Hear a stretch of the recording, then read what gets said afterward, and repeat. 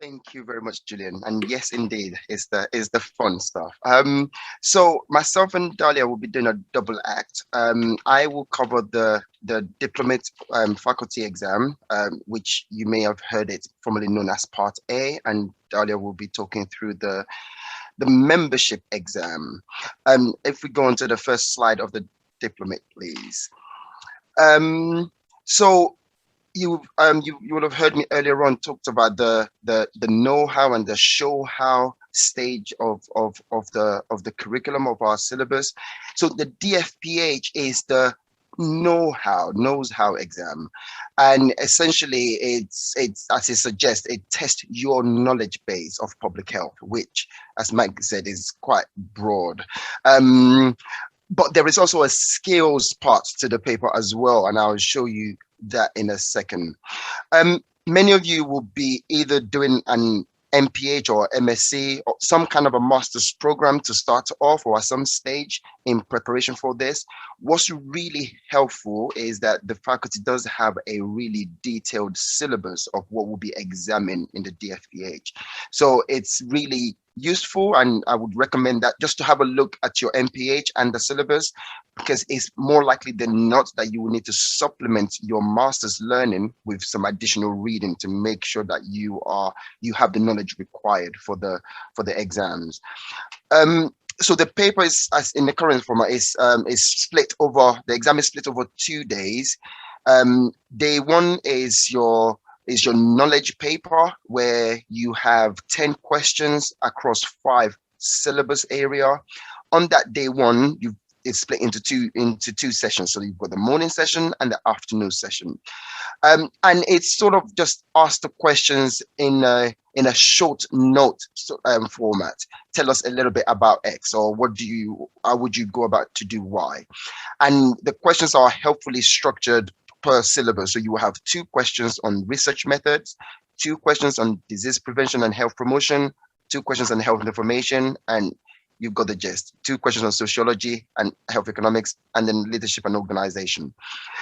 Um, I probably won't say any more about that first paper, apart from the timing is on there, and we've got links as well to the FPH website where you can sort of read more around this. If we go on to the next slide, around day two, which is the skills paper. Similar to paper one, this one is also split into morning and afternoon, and this test a little bit more around the skills elements of public health. So typically in the morning, you'll be given a published article in one of the journals that you have to critically appraise. You're asked to pull out what are the key findings and what are the strengths and limitations of the paper. Something that's been done a lot more in recent days is actually thinking about what are the public health implications of these findings and just thinking that through. So this is a test that skills of being able to look through a paper, distill it to the key message, strengths and weaknesses, and there's often a follow-on question around what do we then do with this information. It may be in the form of, and write a brief summary to your director of public health on the findings, or it may even be constructing a media briefing that you're about to have an interview with with someone from the media, or maybe even a member of the public. So it really does test that skills element in terms of public health knowledge. The afternoon is the stats paper, or as is written, practical stats and epi. And it's worth emphasizing the practical elements of this, actually, because often I others and myself always sort of think of this as a just do the calculation, but actually there's a little bit more around interpretation of the calculation. So yes, of course, do the calculation, but what does that mean? What do we now need to do with this? I've seen on the curriculum that there are multiple choice questions, but I've never seen that in reality. But the option is there for multiple choice as an option, but it's not someone I've come across in that sense. If we go on to the next slide, in terms of how do you best prepare for this, it's I mean, I've asked around other registrars, and I've asked other people who've done this, and most people say around 3 to 4 months. But as you can probably imagine, that very much depend on individual learning styles and preferences.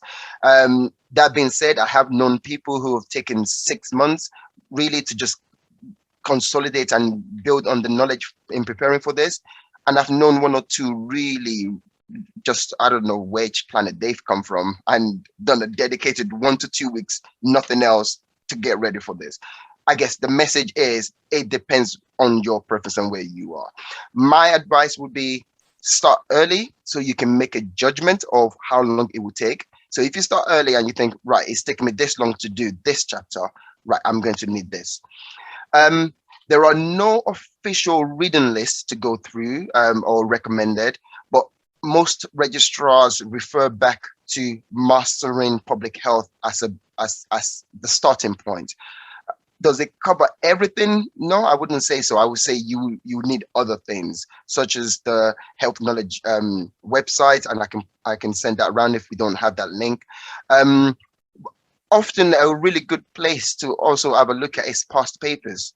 Now I don't think faculties are not no longer releasing the past papers because they now form part of a banking system in terms of questions, but some of the older papers are still online. So do have a look at that because they give you a sense of what sort of questions are being asked, how the questions are being asked, how they're split across different percentages, just to give you a little bit of a flavor of the type of question. What I thought was really useful is the link in here for hints and tips for examiners. So you to just have a look what are examiners looking for. For example, if you give us an answer to a question, it will be really, really high scoring if you then supplement that with a practical example, because it shows that you really understand what it is that you're talking about. So there are some really useful tips in there that is worth looking into. And of course, for paper 2B, there are some specimen paper online. I think there's quite a few of those actually that is worth just looking at. They've from paper 2B is one where we don't have any past papers available. So you looking through the specimen papers is a good example. What registrars nationally have been doing in the past, and I think they might still be doing that, is making up questions just to help each other prepare. So there might be some resource out there in terms of registrars generated questions just to get practice into paper 2B. If we go on to the next slide, please. I wasn't sure whether to leave this slide in because it's if you're not ready for the exam, then it can be quite confusing to think about the banking. I guess the key message is that there is a marking algorithm and a banking system. So you are able to bank each day of the exam. So you've got your day 1 and your day 2. You will have to pass the entirety of the day to be able to bank it. You have to pass both days to be able to pass the diplomat exam. I don't want to confuse any more than that. So I'll probably just leave it there, apart from just knowing that there is a banking system and how that works. But there was a lot more information online with regards to that. If we go on to the next slide, please. I definitely want to spend a little bit time, not too much on this. So historically, these exams were face-to-face at a center, I think in London, but I think other places might be available. But since the pandemic, we've migrated since November last year to online. And a decision has been made recently, actually, with consultation with the registrar body around keeping the diplomat exam permanently online. So since November, those exams will remain as an online exam.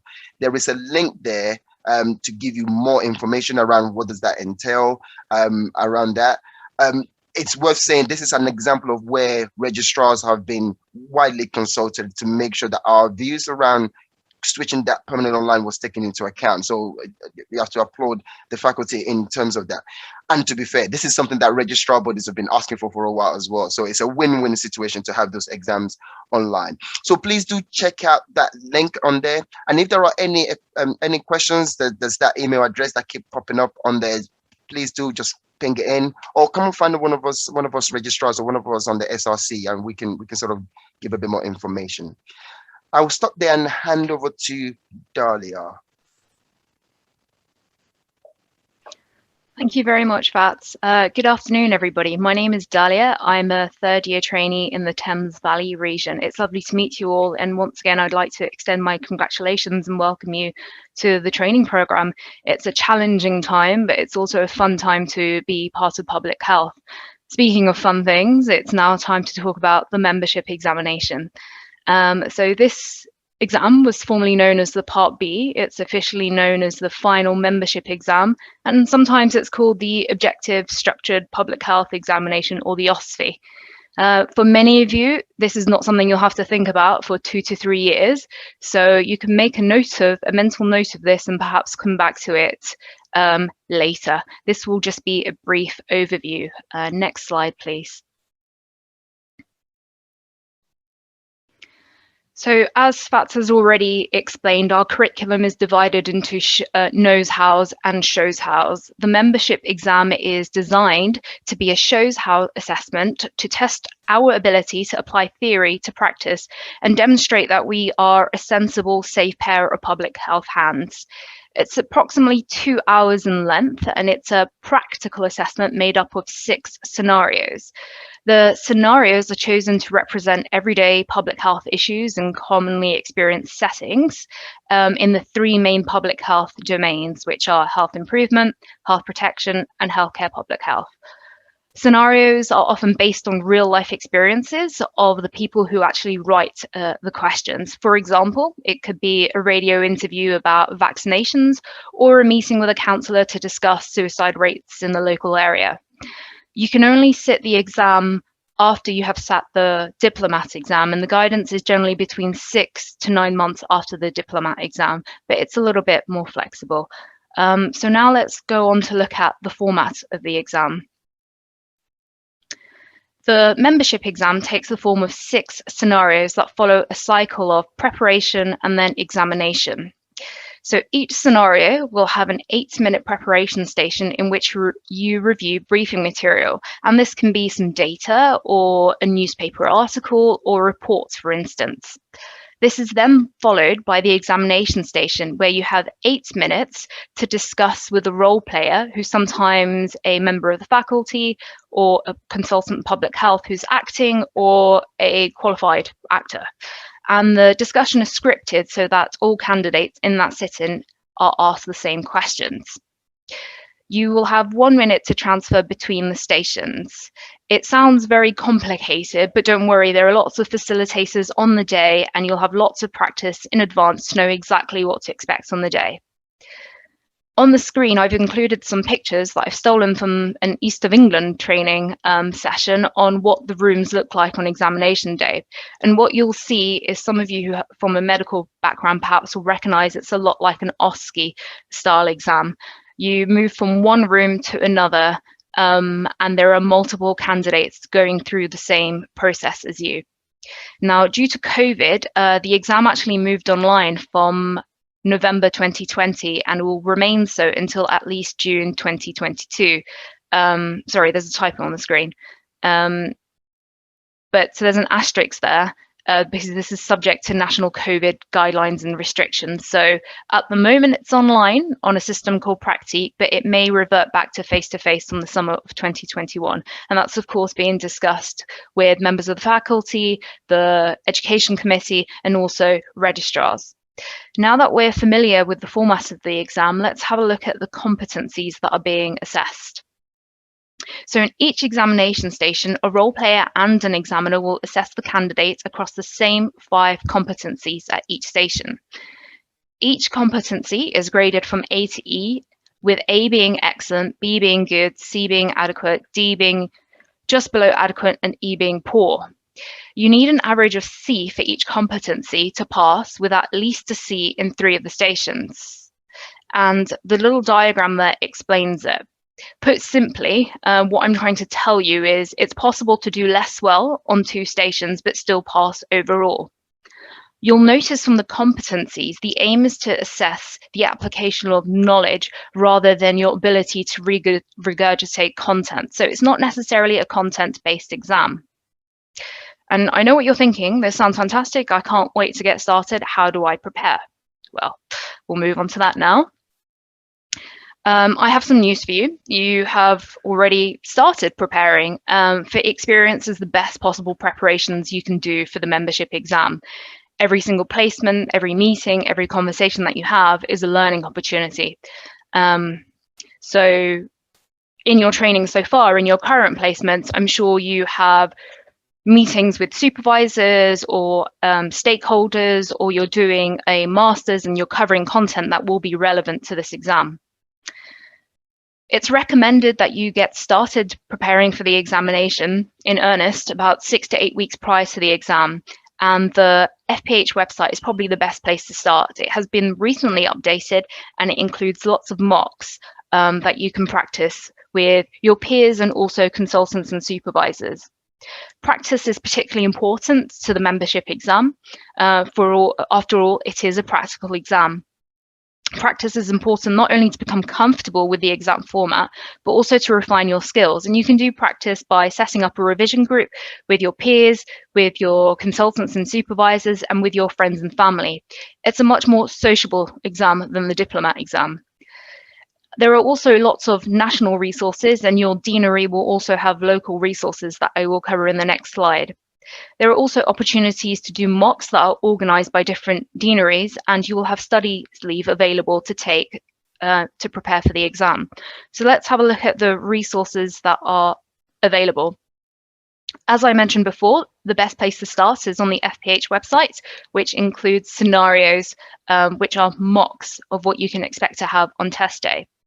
I've also included some links to some useful articles and blogs from both examiners and candidates who have sat and successfully passed the exam, and some links to resources produced by other registrars, such as frameworks and definitions lists and general tips on how to approach the mock. One of the perks of the pandemic and moving to more remote working is we've never been more connected as a registrar group. And one of the things that has happened during the pandemic is now there is a national WhatsApp group where registrars organise training sessions and mocks for the membership exam. And each deanery and each TPD can tell you a little bit more about what's organised more locally. And if you do have any questions, then of course you can contact our friendly faculty who are more than happy to answer any questions. So for most of you, like I said, this exam is 2 or 3 years away. So you can take these slides and you can park them and revisit them at a later date. But with the membership exam, you've already started preparing. Thank you.